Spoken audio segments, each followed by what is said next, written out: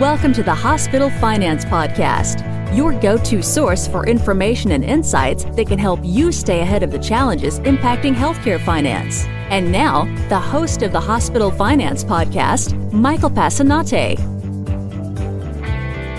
Hi, this is Mike Passanante, and welcome back to the Hospital Finance Podcast. Every other year, the Physicians Foundation, with the assistance of Merritt Hawkins, conducts a nationwide survey that gathers physician perspectives on a range of topics regarding their practice patterns and how they see healthcare evolving. To talk with me about the results of this study, I'm joined by Phil Miller, who is Vice President of Communications at Merritt Hawkins. Phil, welcome to the show. Thanks. Good to be here. So, Phil, you're a repeat visitor to the show. Welcome back. Just to refresh everyone's memory, could you just tell us a little bit about what Merritt Hawkins does, and then just describe what the 2018 survey of America's physicians is all about? Sure. Merritt Hawkins is the nation's largest physician search and consulting firm. We've been in business for over 30 years, and we are a company of AMN Healthcare, which is the largest healthcare staffing firm in the country. Over the years, we've conducted a good deal of research sort of on an in-house basis, looking at the type of incentives physicians are offered, financial packages, their practice plans, and so on.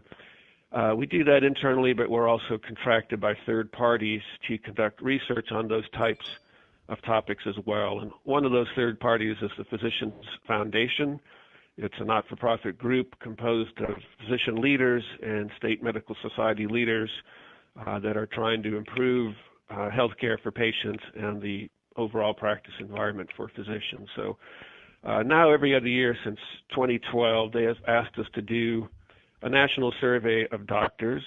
We call it a survey of America's physicians, looking at how they feel, what their practice metrics are, so how many hours they spend doing clinical work, non-clinical work, their practice plans, and generally how they feel about the medical profession. Our latest version of that survey was just released a few days ago. It's based on about 9,000 physician responses, and it's one of the more comprehensive physician surveys that is conducted in the United States. Yeah, it is very comprehensive, and for time's sake, I'd like to focus on just a few areas with you here today. So first, let's talk about physicians themselves. They've obviously gone through many changes regarding their, things like practice ownership, working hours, practice patterns. What can you tell us?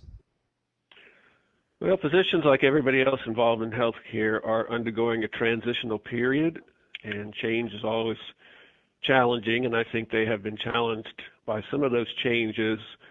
Overall, we're going from what has traditionally been sort of a transactional system based on one-on-one encounters that is driven by volume. The volume of things that hospitals, physicians, and others do is basically the basis on which they are rewarded. Now, as you know, we're trying to move towards a more experiential process where we're trying to look at making whole populations better through sort of team-based care that's paid on value rather than volume. So it's a complete philosophical turnaround, and it's something that everyone is sort of struggling with. How do we get from classic fee-for-service to fee-for-value? Essentially, how do we take better care of people at less cost? And that's obviously something that's difficult to do. So in the old fee-for-service model, it was basically based in the physician world on small private practices dealing with patients on kind of an autonomous basis. A doctor would hang up a shingle, maybe practice with a partner or two, and that was sort of the style. Now, to accomplish this transition, it takes much more sophisticated electronic medical record keeping. It takes economies of scale. It takes integration with hospitals, therapists, labs. Everyone is supposed to be working together. And to do that, it really almost requires the employed physician model, where rather than practicing in a small setting autonomously, the doctor is employed by some larger entity, often a hospital. So when we first did this in 2012, close to 50% of the doctors identified themselves as private practice owners. In 2018, that was down to 31%, so less than a third now indicate that they are an autonomous private practice. Everybody else is in some sort of employed type of setting. And that really changes the dynamic of how physicians practice. When you own your own business, whether it's an ice cream shop or whatever it is, your emotional stake, your financial stake tends to be greater, and it's more difficult to relocate, to essentially turn over. So now we have this workforce of physicians that is largely employed. They're getting a paycheck from somebody. It's more easy for them to leave that setting when they get offers from other people like us, of which they get many. So it really changes the whole working dynamic of what these physicians are doing. When you're employed, somewhat counterintuitively, you're still seeing a lot of paperwork in your practice. So these doctors are seeing quite a few fewer patients, 12% fewer patients among employed physicians versus private practice.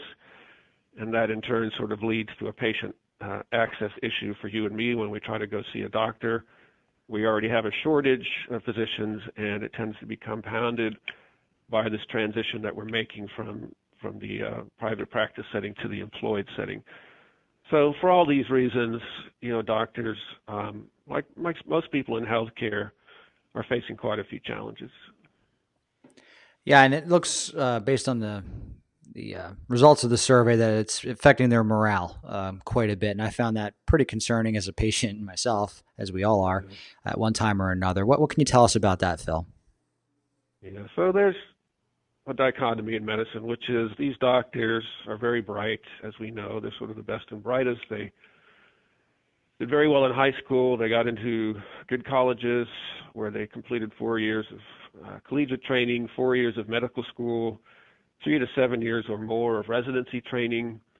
But then when they get out and actually practice medicine, they find that they don't have the control over the patient experience that they train for and what really gives them their satisfaction. So a lot of cases they feel that they are spending more time documenting the patient encounter and processing the reimbursement, et cetera, than they are actually seeing the patient.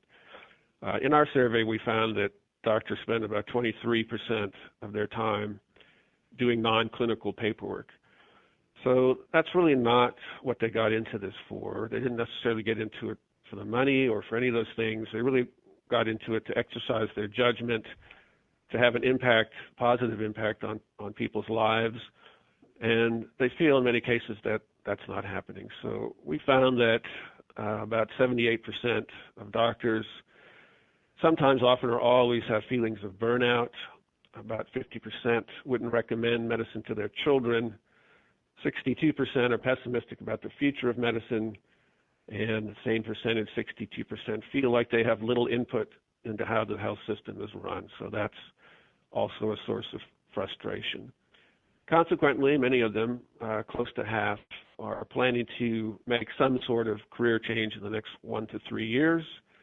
About 17% plan to retire. Others plan to cut back on their hours or work locum tenens on a temporary basis or seek a job that's not even related to healthcare. So that, from the patient perspective, is concerning because all of those choices tend to limit patient access to doctors. If they retire, they're completely out of the workforce. If they cut back, they're seeing fewer patients. If they work locum tenens, they're seeing fewer patients. So all those things tend to compound the challenge that you and I have when we want to go see a doctor and maybe have a hard time doing it. So in addition to physicians, having some dissatisfaction with the medical practice environment, it's more than just doctors getting something off their chest. It has an impact on access to care, which in turn affects quality of care.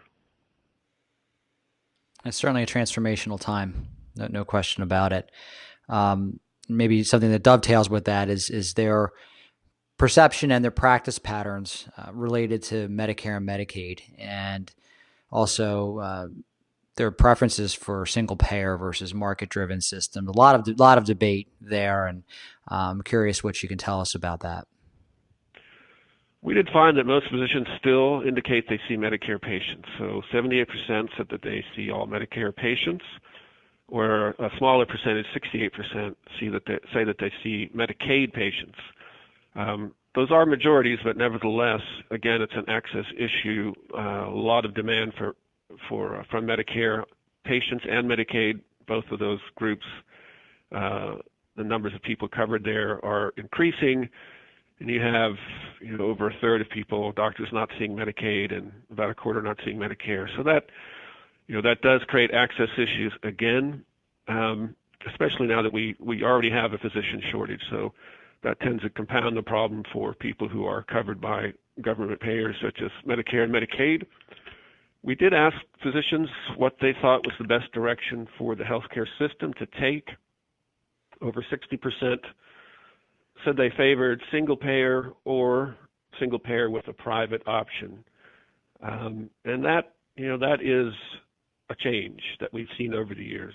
Historically, most physicians have not favored single payer, and now it seems that many of them do favor some form. It all depends on your definition of what you mean by single payer, but they seem to be trending in that direction.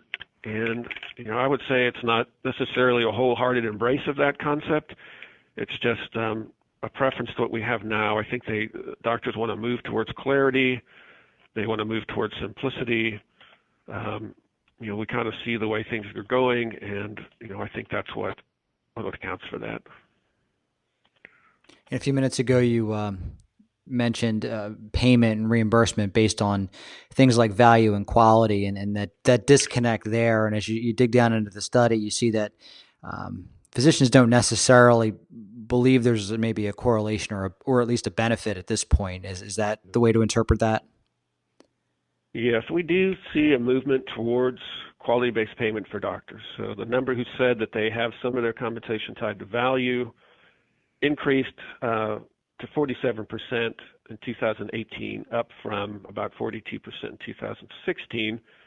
But nevertheless, that's still only less than half of doctors who indicate that some of their compensation is tied to value. So that shows that the whole value-based concept is still aspirational. We haven't gotten there yet. We still have over half of doctors who basically are getting paid on pure fee-for-service of some kind or another, whether it's based on relative value units or net collections or whatever it is.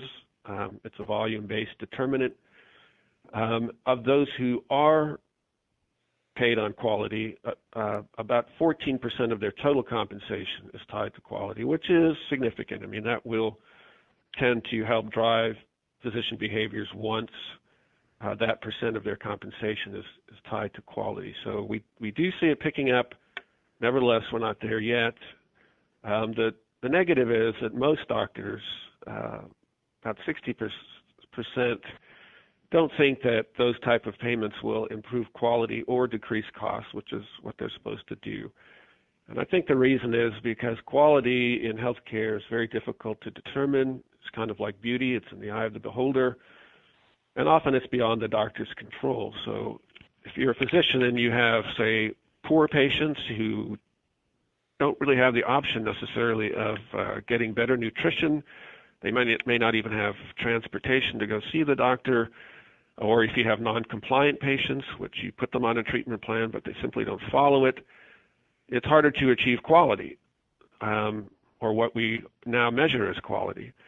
And so you actually get penalized if you're a doctor for seeing patients who have social challenges or simply don't follow your directions. You can be penalized for that. And then philosophically, what actually determines quality in healthcare, no one can seem to figure out what that formula is or how you measure it. It's all somewhat subjective, and doctors are essentially scientists who look at hard data, and they have reservations about this whole business of measuring quality. So what we also found in the survey is that kind of a very alarming percentage of doctors, 88%, said that some, many, or all of their patients face some sort of social situation, such as poverty or unemployment or drug addiction, that poses a serious impediment to their health.